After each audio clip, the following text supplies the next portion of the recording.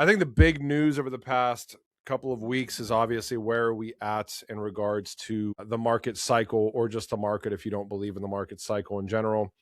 I've brought this up many times. I think crypto's total market cap needs to break above, let's just say 3.2 trillion for an easy number.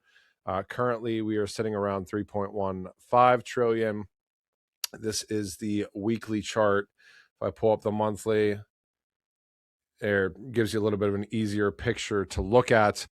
Still some work to be done. I know there's as crypto Twitter often does, just a lot of crazy bullish sentiment when we start seeing a little bit of a rebound in the market. But at the end of the day, you guys kind of know my opinion at this point. I think that I'm watching Bitcoin. I'm watching what Bitcoin does. I do believe at some point in time, Bitcoin gets usurped. I don't think that we're close to that happening right now, but I think at some point it happens.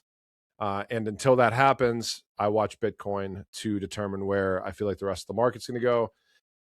And I talked about this in multiple videos, 100K. Bitcoin has to be above 100K.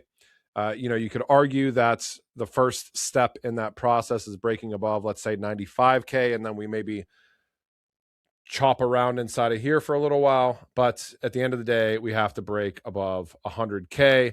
You can count how many weekly candles or monthly candles there are at that level.